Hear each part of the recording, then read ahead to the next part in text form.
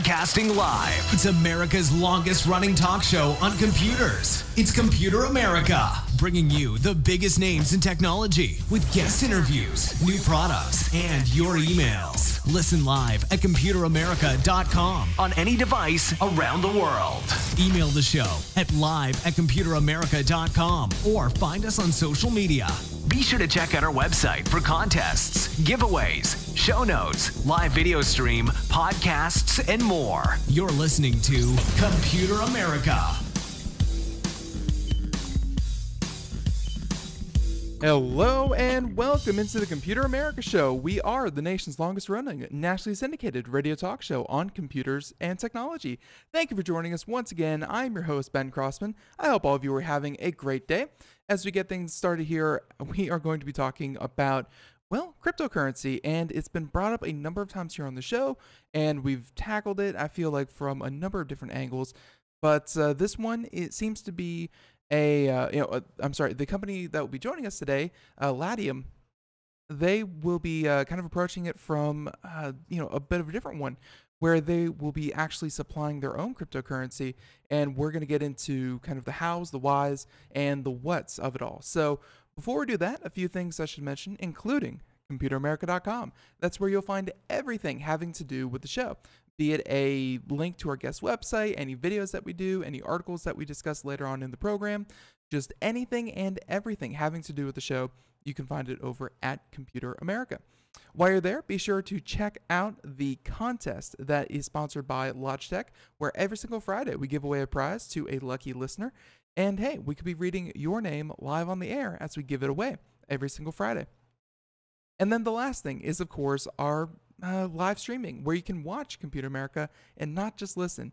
It's just another way to experience the show. It's not the exact same show as, it is the exact same show as the radio show, just add some visual elements. So we'll be, for example, today showing off our guest website, or showing off videos, things like that. It'll be a lot of fun, and you can check that out. So I think with all of that said, we're just going to jump into this and just kind of explore the idea of starting up a new cryptocurrency, and kind of where the market is heading. Because if you have not been paying attention, Bitcoin broke a lot of records here in the past couple of weeks and the past couple of months. It has skyrocketed, to put it mildly, in terms of how much Bitcoin, which is a cryptocurrency, and it really, I think, got the world to sit up and notice that, hey, maybe this isn't just some crazy idea. Maybe there's something actually behind the idea of a cryptocurrency. So again, bringing someone on who is probably much, much, much more knowledgeable than myself. Joining us is Mr. David Johnson, and he is the co-founder and CEO of Latium. And yeah, David, thanks for joining us, and welcome on to Computer America. Thanks for having me, Ben.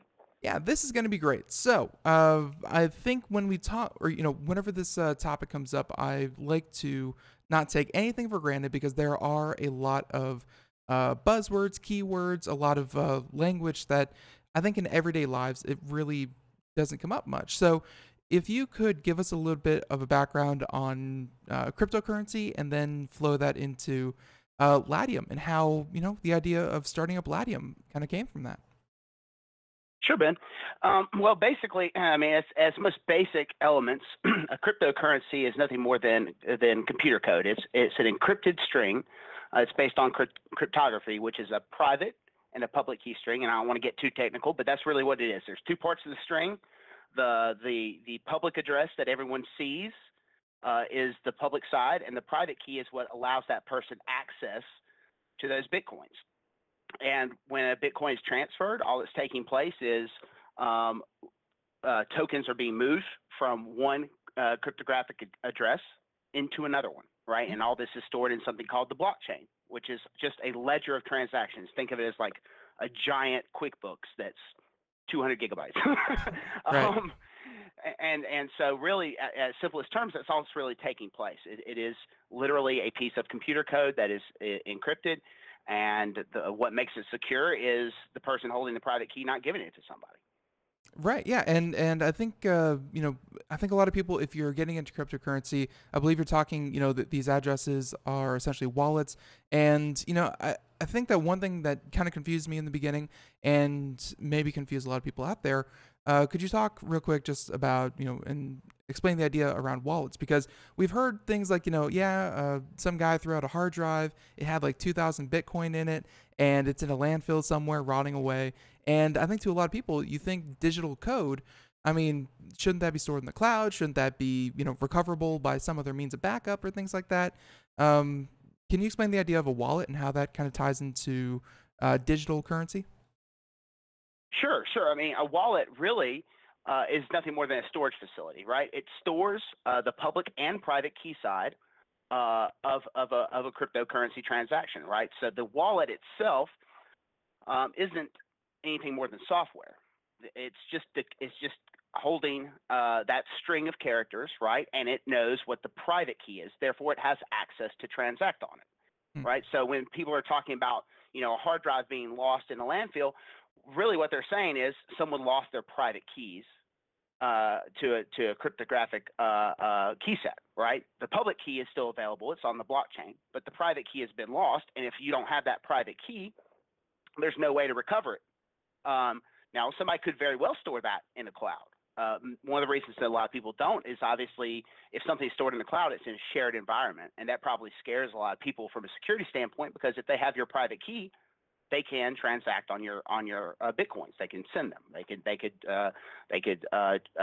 take those, move them away, and you won't have access to them anymore. So the other side of that is a wallet allows for the creation of a Bitcoin address. So it literally is just an algorithm, okay? And when you create a wallet address, you're creating a key pair, a private and a public key.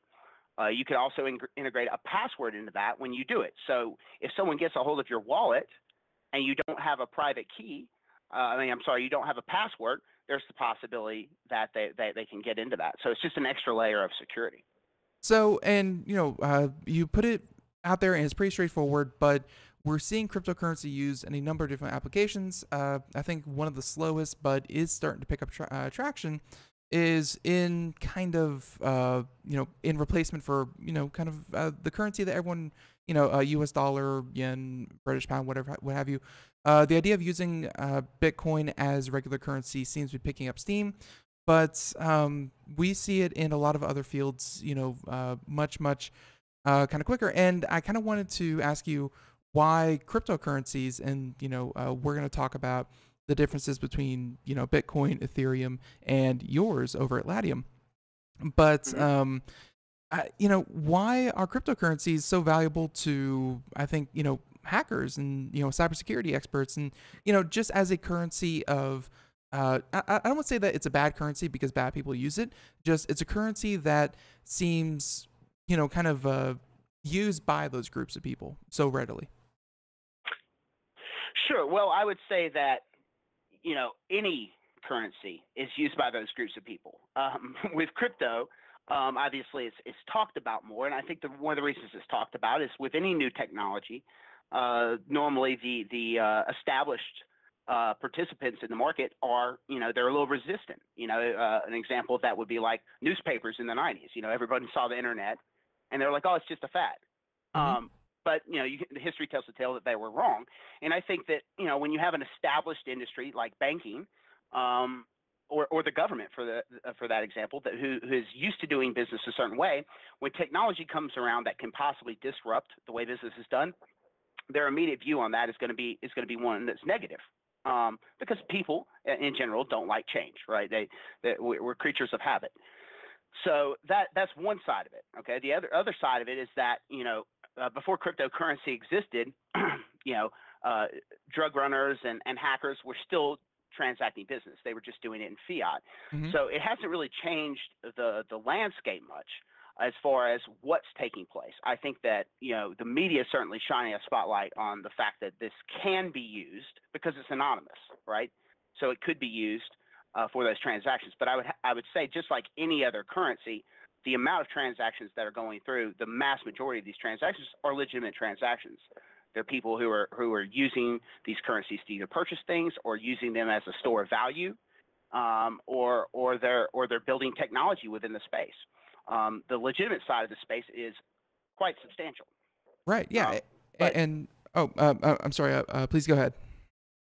no, I was just going to say, but as it is with any new technology, the negatives are going to be brought to light because again, there's some resistance within the established industries, which is understandable. But with any industry as it matures, the resistance goes away because they start seeing the actual benefits of the underlying technology, and ultimately, it's a wave that can't be stopped. If something's better for mankind, it's going to eventually take hold, and blockchain technology is definitely here to stay. And that's another thing. I mean, this idea of a massive ledger, as you called it. I mean, just this huge list of transactions. We are talking about a technology that we've had companies on that. Everything from like filing your taxes to verifying cloud computing and things like that. I mean, the blockchain as technology, even I think that goes beyond even cryptocurrencies, just the blockchain. Do you think that really has a large role to play in technology of the future? Because I'm seeing it being applied to a lot of different fields that aren't strictly currency. Oh, most definitely. I think that the underlying technology is as revolutionary as the internet itself. And quite honestly, I remember when the internet came around. I was on BBS services back in the 80s, and I remember the foundational phases of the internet. And what we're seeing here is very, very similar. It's still in its infancy, and it's going to take years, if not a decade plus, to evolve. But the concept is one of transparency, and I think that is something that every human being wants more of. Period. Whether you're dealing with your bank, you're dealing with your government. You're dealing with the company that you work for. Everybody likes transparency. And because the blockchain offers that in a secure way where everyone can see what's happening and kind of trust is taken out of the equation, that's really what makes it so revolutionary, is the ability for us as a society to know, not just trust, know what's happening.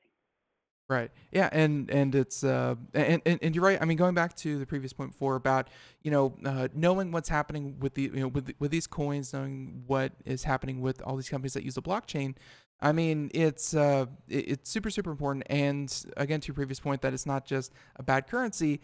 Currently, Bitcoin's sitting at about 5,680. I say about, even though I just Googled it, $5,680, and that number has been just exploding for these past 6 months or so.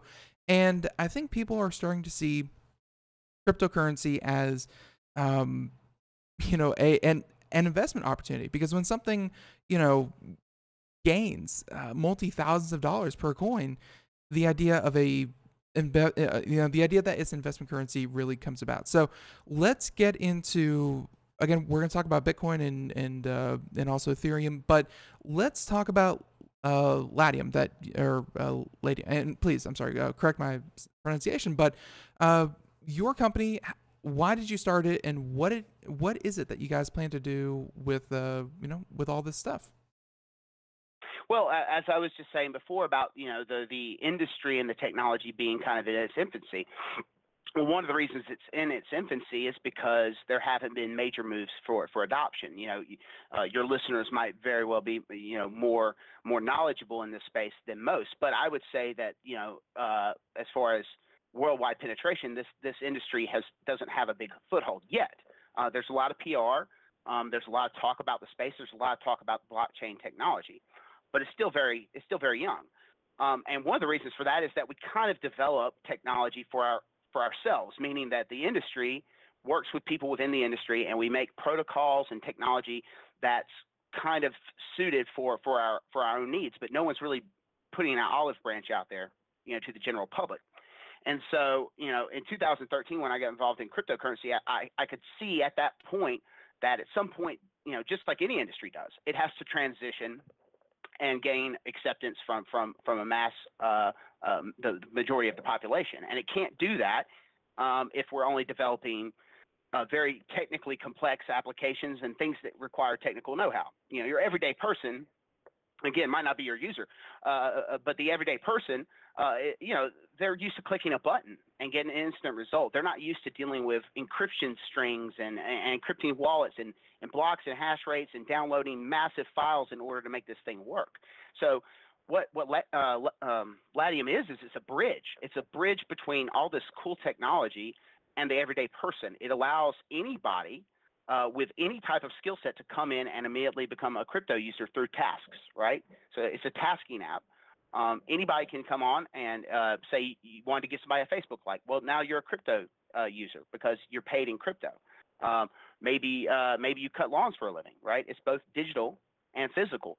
So there's no limitation, and everyone has a skill set. So we saw a way to take this movement and try to make it more accessible for everyday people, because I believe that everyday people look for convenience. I mean, you can tell somebody how cool something is underneath the hood, but they just want to be able to use it. At the end of the day, they want to get in a car and turn the key and it start.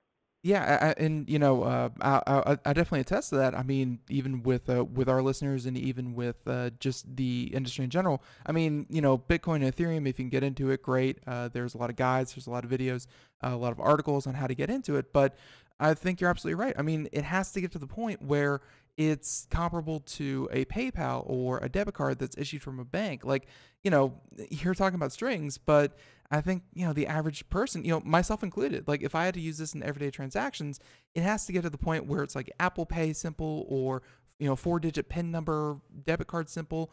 Like it kind of has to get to that point if it's going to appeal to everyone. Like it just has to be simple. You're absolutely right. Yeah. Oh, I totally agree. I mean, as we call it here, we call it grandma proof. And the reason that we say that is because as technology has advanced, things have become easier to use. That's one of the advantages of technology. Is like there's a lot of things going on in the world today that are very technologically complex, but to the end user, they're very simple. And so we can't have a technology advancement that's going the opposite of that, making things more complex, right? So, the way that the blockchain and cryptocurrency is currently set up, it is, there's a lot of overhead there. I mean, I've been in technology for 25 years plus. And it's very easy to make mistakes in this space, even with a firm technical background. And so someone needs to, and I don't believe we're going to be the only one. I just believe that we're maybe the first one who's really seen the need for this bridge. I think that over the next 5 years, you're going to see a lot of companies emerging, trying to bridge that gap between, the masses and this revolutionary technology. Now, this is where I wanted to ask you something because just a couple weeks ago, they actually called themselves Op Skins, but I was pronouncing them OP Skins. They sell game skins for weapons in like Counter-Strike Global Offensive and other video game assets they sell for currency. They recently started selling for Bitcoin. And my point with this, bringing this up to you is that they were on the program about 2 weeks ago. They're starting their own cryptocurrency, much similar to yours, and they just had their initial coin offering, as they call it. Do you see cryptocurrency? Because the idea of changing Bitcoin or Ethereum into US dollar or any other currency, you have to go to these exchanges and you exchange it for whatever the going market rate is. Blah blah blah. Is the playground set up? To go from one coin to another? Like, is there?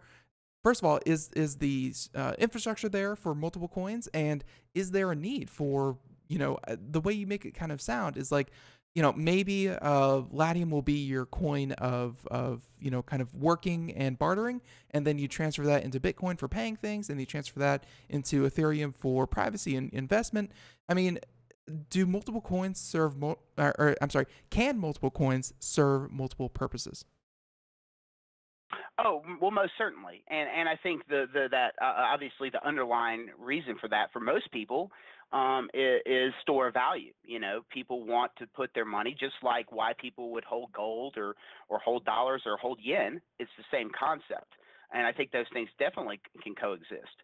The idea of being able to transfer one to another is important, and that's why with Latium you have that ability on the fly. If you want to hold Bitcoin instead of Latium, you can do that. But at the end of the day, there's massive room for people to hold different tokens, because every one of them has their own reason. They have their own story, and at their core, there's a lot of different reasons that people get involved in crypto. Obviously, investment's part of it. Some of it might be political for certain people. Some of it's the technology. And that's what really makes it so unique. Is most things only have one real reason that you want to hold them as an asset, and Bitcoin is multifaceted, or should I say, cryptocurrency in general is multifaceted. It has a lot of different reasons, and it speaks to each individual to their own individual need. And that's one of the things that makes the demand so high on it. So I definitely believe that, I don't necessarily think that it's going to be, you're holding this token for payments, because all tokens by their nature are transferable. They're all a store value, and they all could be used as a method of payment. And normally when a token gets enough traction, it becomes a method of payment. Like Bitcoin, obviously, is the first. Ethereum is another one that a lot of transactions are being done in, not just Bitcoin, and it's growing. Dash is another, and we're hopeful, obviously, that Latium will be one of those as well, and won't just be used as a method of paying for tasks, but will also be adopted as a method of transfer through ease of use.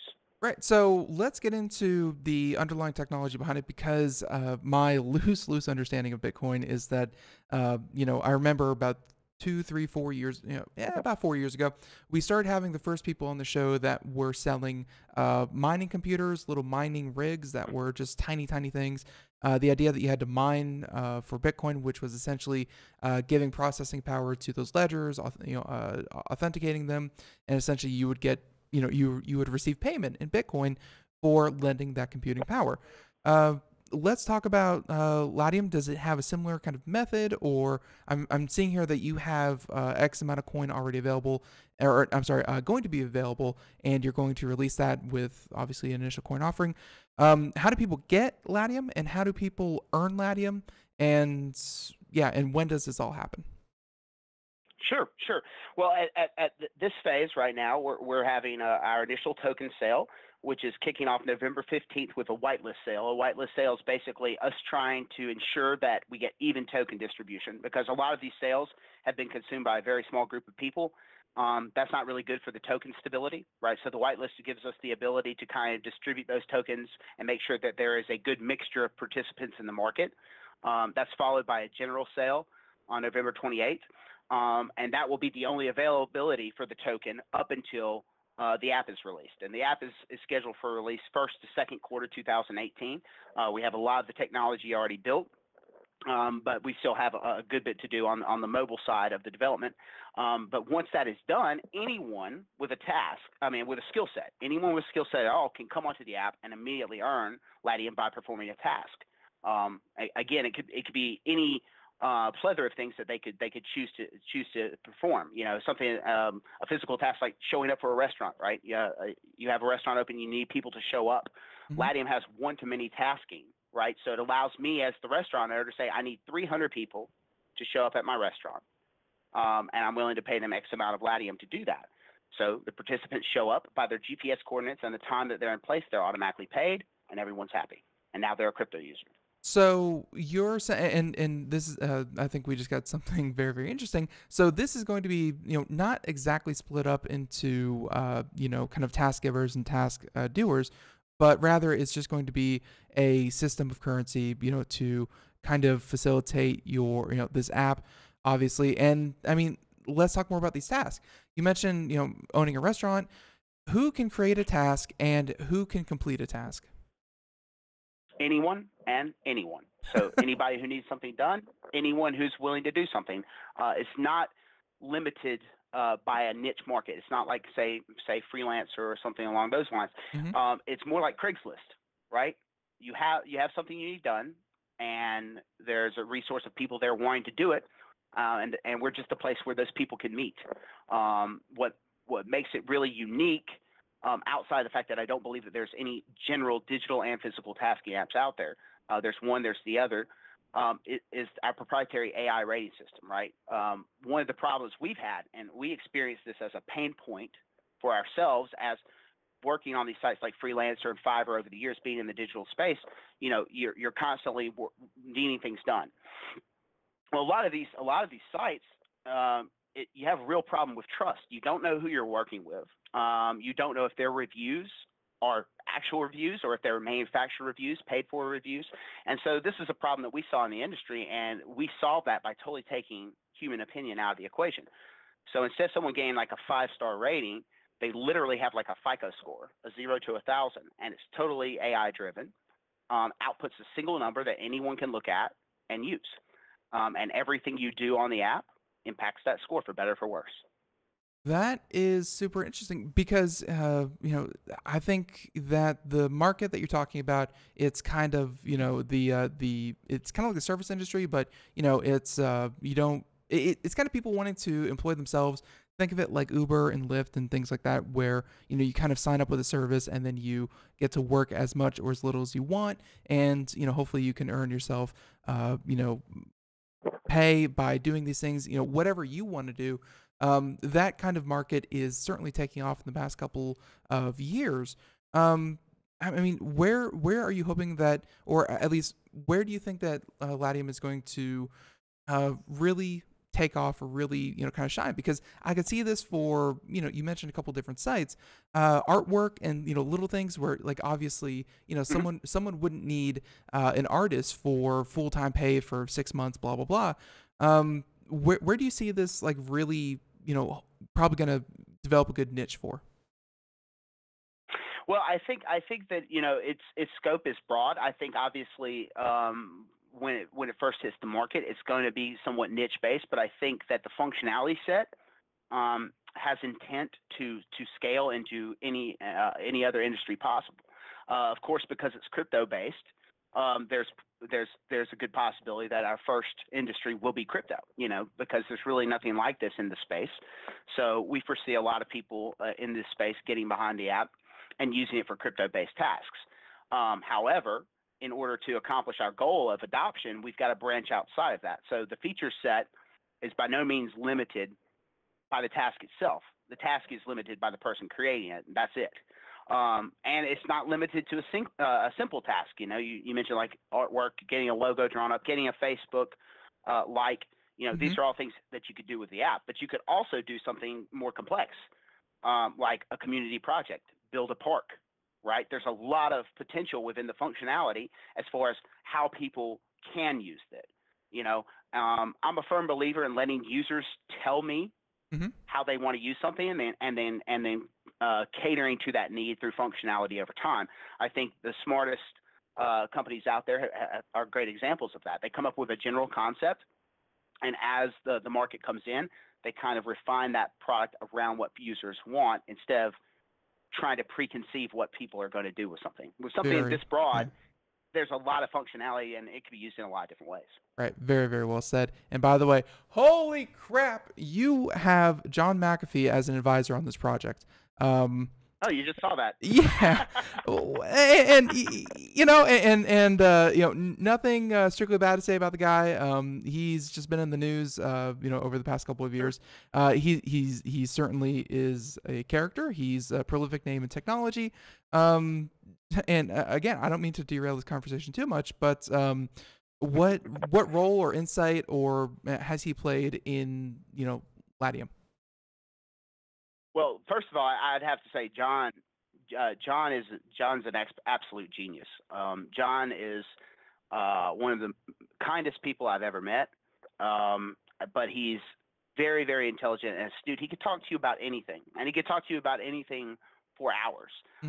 What John has brought to the project more than anything, I would just say that we're able to bounce ideas off of him, and not everybody gets the ability to bounce an idea off John McAfee. So that has been a very strong a strong position for him, for us, and it's worked very well. And John is pretty much limitless when it comes to what he's doing. And a lot of people don't know that John is so heavily involved in this space, but he most definitely is. I mean, in the crypto space, he's actually part of the largest Bitcoin mining operation in North America. Oh, I believe it. Yeah. Yeah. So it's not just and it's not just the fact that he was the godfather of antivirus, but he's relevant in this space, and we're very, very excited to have him on board, and we're actually going up to see him this week, so it'll be nice to see him again. Oh, very cool, very cool. Well, no, and I just thought, hey, and David, I'm sure you can't hear, but there's music playing. Would you mind staying over for a few minutes so we can talk about the Latium app and how that's going to play in all this? Most definitely. So, all right. So, everyone out there, the music means we're going to take a break. We're talking to Mr. David Johnson. He is the co-founder and CEO of Latium. And everyone, Computer America will be right back right after this.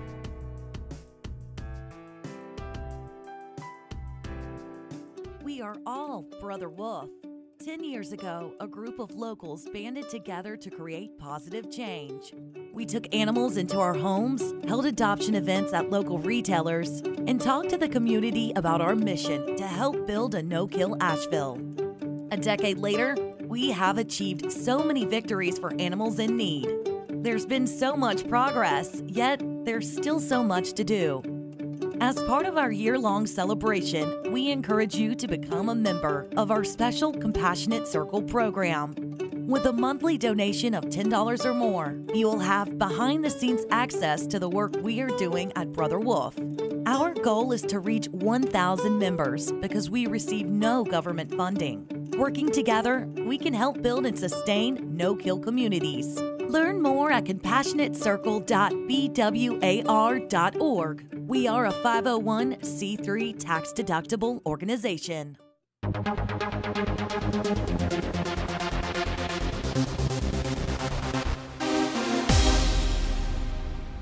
And welcome back to the Computer America Show. It is 31 minutes past the hour, and we're continuing on. We have him just for a few more minutes. We are talking to Mr. David Johnson, if you're just joining us. He is the co-founder and CEO of Latium, and it's a cryptocurrency that will be launching soon and will be used in transactions. And, well, that's so very broad. It will be used to complete, an idea kind of task. I think Latium, David, if I kind of have this right, is going to be the currency that this platform of, kind of task completion or kind of a task-based service that you are going to really, kind of launch with this app that you mentioned. I think you said sometime in the first or second quarter of 2018. Talk more about the app and what exact role does it have to play, and kind of what are you developing with this app? Sure. Well, I think as I kind of touched on before, the rating system is one of the things that makes it special, but it's not just that. I mean, the ability for anybody to come in and pretty much anything they need done. I mean, whether it's getting their lawn cut. I mean, obviously, we're talking about ideas once the app is well adopted. But in theory, the goal here is to get a large enough user base to where it becomes the Uber for everything else. So pretty much anything you need done, the goal is to be able to hop on the app, find someone who's willing to take care of that task, whether it's digital or physical, and be able to get what you need completed in a trustless way, meaning that you're dealing with a party that is trustworthy. You don't have to evaluate their reputation, their standing. Off the bat they have a score. Their score is good, and you're good to go. Some of the cool features that we include in the app are the ability to it's kind of like Pokemon Go, okay? And again, this really kicks in when we have good size adoption. But it's the ability to pull up a local map and see tasks, whether that's a restaurant, right, who's doing a promo and they want people to show up for their promo, say Burger King. Or Starbucks wants to run a promotion and get everybody in the door, or Coca-Cola, whatever. It's not limited to just individuals. It could be corporations that are looking to advertise. One of the things that's getting quite popular right now is the ability for people to use themselves and their assets as marketing space. Like I talked to a guy the other day about a company that was putting logos on the back of college kids' laptops, right? So Okay. That's another example of a way that this could be utilized. If you're looking to advertise for anything, if you're looking to get a task completed, that's a one-off task, and you're not looking for full-time employment. Our hope is that this is your go-to place to fulfill that need. And again, that's definitely a super interesting idea, and I'm assuming, and actually, just kind of a personal question. The technology side of it seems like you really haven't nailed. So far it's all, you've made very, very good sense of it all. But I mean, the other side of this is that you are going to be starting up a what is essentially a community. It's going to need policing at some level. There's going to be reporting. There's going to be people who are going to try to fraud the system and blah blah blah. Correct. Not pay, things like that. What experience do Yep. you have, or what are you anticipating in terms of developing a community around around Latium? Well, I mean, the community side of it, we believe will be strongly driven by our marketing model. Okay, and we have a very similar marketing model as say Uber, right? Where task creators from the release of the app, the production release of the app, they're going to be getting incentives to create tasks. They won't be creating them out of pocket. They literally have tokens to give out, right? That's our first step. You also talked about the idea of policing the community, right? And that's one thing that's really cool about what we're doing with the reputation system is it is self-policing, meaning cause and effect for every action. And the whole app is set up in such a way where you're building long-term reputations. Twitter's reported 30% of their user accounts are fake. That's a problem. That's what they report. I think the number is probably substantially higher than that. Yeah. And the reason for that is any programmer can simply create scripts to create accounts on the fly, and one person could create 1 million accounts, right? The way we solve that is with proprietary device identification technology, meaning that the app is mobile only as far as registration goes, right? You can use the web to perform tasks. You can use the web to create tasks, but you cannot register on the web. And the reason for that is our proprietary technology that allows us to identify an individual. So if you burn your reputation is burned within the app. That's how we fight fraud. Also, as go ahead. Just kind of thinking how you'd be able to do that. Let's say someone, just kind of like my wallet, kind of analogy way back when. Let's say someone loses their phone or registers a new phone, upgrades their phone, what have you. Is it tied to an individual like physical phone, or is it tied to like a single email address that can only be registered through a phone? No, it's tied to a device, but it's also tied to a person, right? Okay. There's 2 levels of verification. The reputation system also allows you to be verified, which is the ability to actually verify yourself through KYC, as we call it, know your client documents. So they're literally validating themselves. Now, they don't have to do that, okay? But the way it works is it's similar like a mortgage, right? When you go get a mortgage, if you have a great credit score, you get a lower rate, right? If you have a bad credit score, you pay a higher rate. This is very much the same in that users who are not verified and do not have high reputation scores will not be absorbing premiums that they could be if they were verified, right? So it really creates a free market environment where people can work with less trustworthy individuals if they choose to. And there's a cost savings in that, but there's a risk, right? Yeah. And that is known within the system. So it balances itself out in that if you want to work with a known party, right, you're going to pay what that known party is worth. And there's really value in your reputation score, meaning that the guy who goes out and does a good job and builds his reputation up gets value for that, just as you get value if you have a better credit score than someone who doesn't. And so that's what I mean by self-policing. Very, very interesting. And yeah, I mean, again, this sounds like it's going to require a at least, of course, to start with, and then as it grows, it seems like you've really set the system up to be better with the amount of people that use it. It's going to be more robust, more tasks, more people to complete the task, more ratings, things like that. This is really set up to, kind of grow exponentially, isn't it?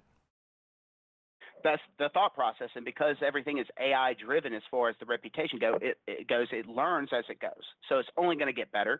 It's only going to become more accurate.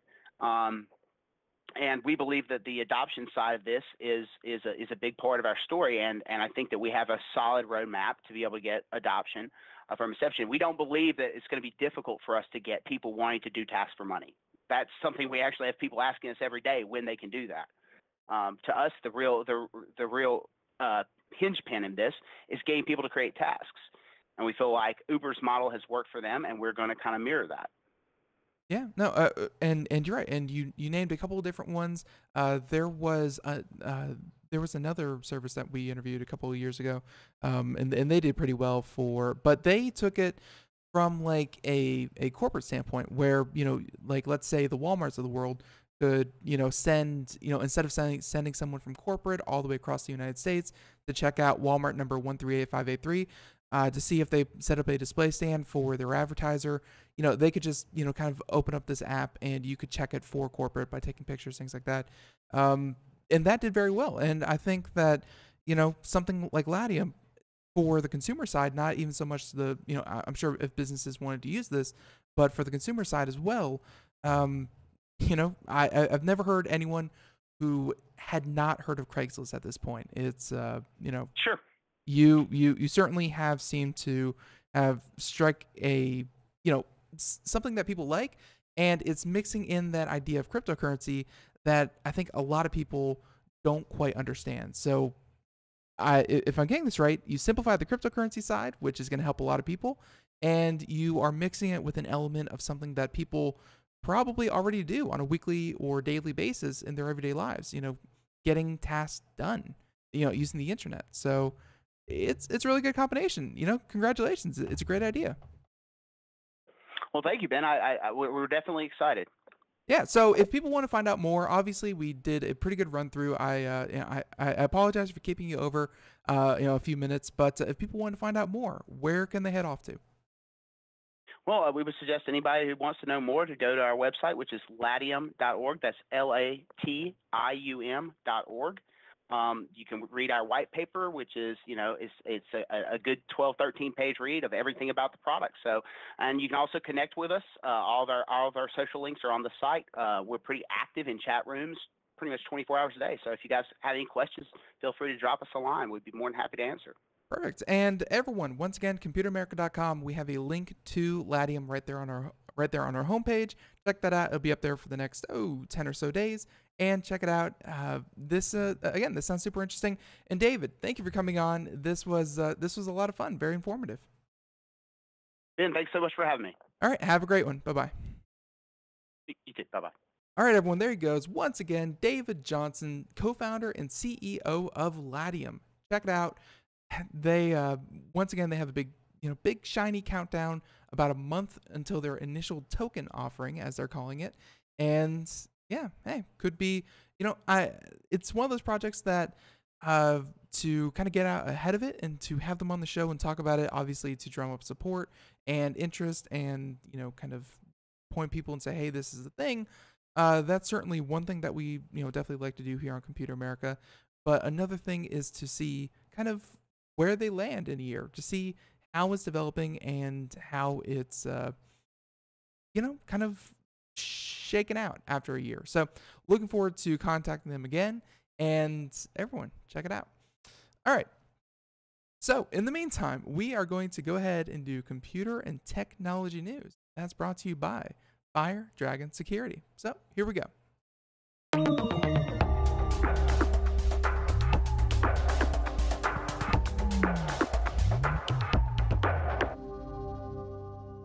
All right, now, how about this one? Okay, so there's this idea going around. It's Silicon Valley.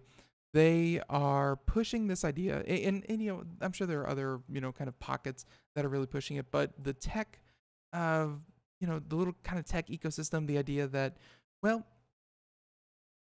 being healthy at your desk, being able to replace meals, and just kind of, I think some people see meals and meal times as this idea that you're wasting time, you're wasting energy, or it's complicated, it doesn't have to be complicated, or meal replacements should be an option for when you don't want to eat.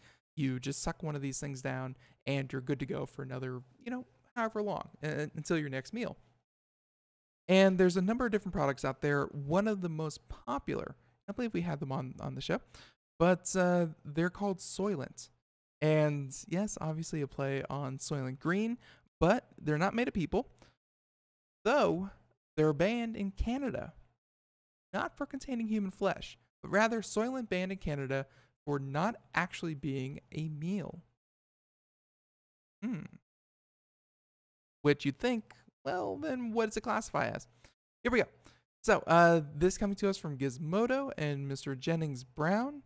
And in a major blow to Canadians who love bland on-the-go meal replacement goop, the Canadian Food Inspection Agency has blocked all shipments of Soylent into the country. I guess that would be like the Canadians' version of the FDA, I guess, for us US folks. But they said that Soylent first began shipping to Canada in July 2015, announcing the move with a video of people reading fanatical complaints from Canucks requesting Soylent, with O Canada playing in the background. And it seems Canada's food regulatory agency is not as enthusiastic about having the quasi-nutritious substance shipped into the Great White North. So, according to a statement from Rob Reinhart, the CEO of Rosa Foods and the former software engineer who created Soylent, CIFA, or again the Canadian FDA, told the company in early October that their products do not meet a select few of the CFIA requirements for a meal replacement. And they have a list of those that they don't meet. But again, for those of you out there who aren't getting the idea of Soylent, it's when you're busy, you're on the go, you don't have any time to sit down and make a meal, let alone cook a meal, or even eat a meal. Well, you grab one of these, and supposedly it's just a nutritious mix of nutrients and calories, and you just drink it and you get on with your day. So, obviously, somewhere in there, Canada said that this isn't doing enough. So, they said that the product appealed to programmers and others who couldn't be bothered to peel their fingers away from a keyboard long enough to consume real food. And the company originally claimed that Soylent provided all nutritional requirements for a human. Okay? But several scientists and journalists challenged that claim, and the site now states that the 400-calorie drink provides 20% of daily nutritional requirements. So, I guess that means 20% in each one. That means you would need to drink 5, but they're saying that maybe even with those 5, you aren't getting your full daily amount of nutrition. So Rosa Foods is complying with the CIFA regulations, even though Reinhart and his team feel strongly that these requirements do not reflect the current understanding of human nutritional needs. And they said that they could not provide a statement to Gizmodo by press time, but they will update with any comments. And so far, there has been no updates on this article. So they said that, but they said in an FAQ, said that there's nothing wrong with the Soylent that you are consuming, and this issue emerged from a regulatory compliance, not product quality. So essentially what they're saying is, don't worry, it's not poison, it's not bad, it's not, defective in any way. It's just Canada claims, and hey, maybe they have it right, that Soylent isn't as nutritious as previously stated and would not work as a meal replacement. Interesting. All right. How about this one? No. Do these. All right, so let's do some of our headlining articles. That one was a fun one because, hey, the idea that people are so busy they can't sit down to enjoy one of life's simple pleasures, being food. And instead, why don't we go on over to this article? So this is a short one, this one from Engadget, and something that I have been using where, you had to install them kind of in your browser because it wasn't natively supported in the application.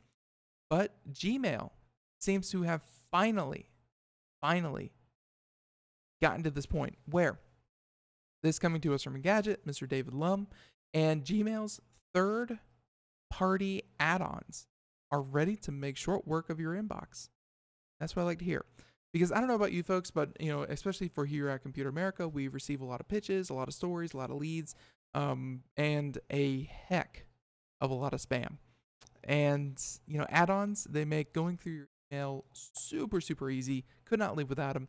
And good to see that Gmail is finally supporting add-on support directly. So they said in March, Google announced that it would soon internalize all the third-party Gmail add-ons. And previously, users had to install the plugin in each environment, like Chrome or non-G Suite apps. And today, they are available within Gmail, and once installed, take effect on every device where the account is accessed. Love it, love it, love it. So to find them, all you have to do is go to the wheel, the settings wheel in the top right, and in the drop down, there's Get Add-ons. Easy. And there are 10 plugins available right now, including ones that integrate emails with Asana and Trello tasks, as well as into QuickBooks and Smartsheets. So, sure, the initial slew is heavily business-centric, but Google noted in March that it was already working with several companies for work-centric integrations.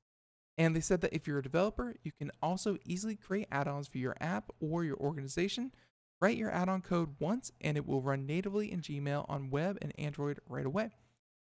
So what they're saying is, initially, obviously, they were going business heavy, but eventually,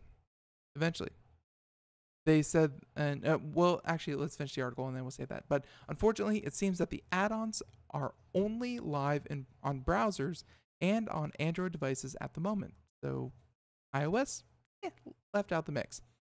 And they said that with no clear date about when they would head to other platforms. And when reached for comment, Google spokesperson Brooks Hokog said, "We're working with Apple to bring Gmail add-ons to iOS." But still super cool. And I hope that they flesh this out really, really quickly because, again, managing emails can get a bit tedious and difficult after you pass a certain threshold. So there you have it. Gmail getting some much needed functionality. All right. Now. Why don't we do... Yeah, I can't do that one. How about we talk... And you know, there's a few articles here that just unfortunately are, you know, pretty in-depth, which I don't think we have time to do. Why don't we do this one? So this one from Ars Technica. And Singapore, you may have heard of them. They're a country. Singapore freezes private car ownership to fight congestion. And I think if that was an option in more cities, I mean, you know, again, the article already points to New York City.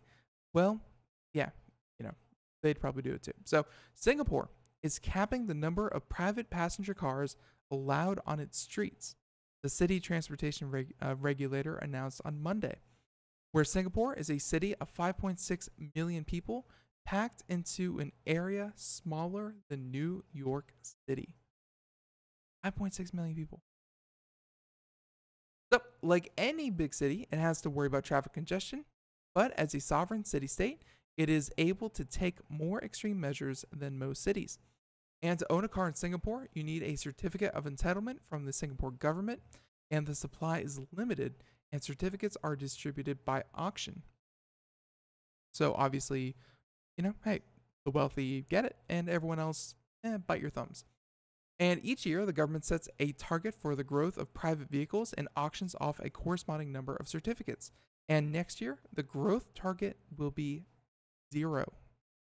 They're hoping to bring 0 new cars onto the streets. And they have a quote here saying that in view of Singapore's land complaints and our commitment to continually improving our public transportation system, we will lower the vehicle growth rate from the current 0.25% per year to 0%. So it's not even like that much. Well, I take it back. Let's see, 5 million. 5 million times 0.25 equals. So yeah, that's a number. 125,000 vehicles. So if every person had a car, they were hoping to grow by 0.25%. That's still about 100,000 vehicles on the road the following year. Still a large number, and again, especially for a country with not a lot of roads or space for cars. And Singapore will allow continued increases in commercial vehicle and buses, and the island city-state also vowed to invest heavily in public transportation to help the city's growing population get around. And Singapore says it will revisit the issue once again in 2020. So for the next, 3 years, no more vehicle certificates, or at least people looking to own private vehicles will be allowed. It's super interesting. So the total number of vehicles peaked at just under a million in 2013 and declined to about 950,000 in 2016. So they lost about 20,000 vehicles, in 2 years. And a peak reason for the decline in overall car sales is that Singapore began phasing out a scheme for off-peak cars that can be driven on evenings and weekends, but not during rush hour. And saying that these cars seem not to be included in Singapore's growth target for private vehicles. So, government stats show that the number of private vehicles fell from about 550 to 500,000 in 2016, but this fall was almost perfectly offset by the separate category for rental cars, which soared for about another 40,000. And the growth of Uber and Grab seemed to be a major factor behind this rise. So you rent a car, you go drive Uber for a while, you return the car. Essentially, you don't own a car, but you get to still make money driving a car. Makes sense. And the certificate of entitlement scheme makes cars too expensive for your average Uber driver to own one, and certificates currently cost around $36,000. So it costs about the price of a mid-range car to even be allowed to buy the car, and then of course you have to buy the car. So renting a car makes sense. And there you have it.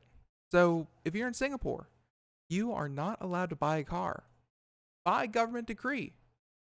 Not allowed to buy a car. Super interesting. All right, we have time for one more story, and let's do something fun. Oh, check that out. Nothing fun. Just all pretty. Well, here's something a little uplifting. So this coming from EcoWatch. It's a website obviously dedicated to, green energy movements, things like that. So let's try to get this article really quick. For those of you who do not know, by the way, EcoWatch and Miss Lorraine Chow. And for those of you who don't know, Puerto Rico has been dealing with the aftermath of Hurricane Maria. And Tesla has been, trying to put themselves front and center for a solution for how to modernize the power grid and make sure something like this doesn't happen again. And according to Electric, the company has been quietly shipping hundreds of batteries packs to be paired with solar panels to Puerto Rico ever since the storm cleared. And they said that while there is still a long way to go to rebuild, Tesla's batteries will help enable the island's generation of clean and renewable solar energy in the interim and in the future. And they said that Elon Musk has donated about $250,000 personally for the recovery efforts. And a number of companies and business leaders have also contributed to hurricane relief, including Richard Branson. So, yeah, and what lost somewhere in the article was the fact that one of the ways that Tesla was able to make headlines was that they were supplying a children's hospital that was still, need to be used and was running off of gas, that was running off of gas generators. Well, he outfitted those, or at least Tesla outfitted those, with batteries and solar panels so that the children's hospital could, in fact, continue to function without the generator. Much more stable with the battery pack and the solar panels. So they said that if all that money could be invested in clean energy, powering the world by the sun and the wind, where we won't have to suffer these awful events in the future, how much better than having to patch up people's houses after they've been destroyed? Again, there's arguments to make in there.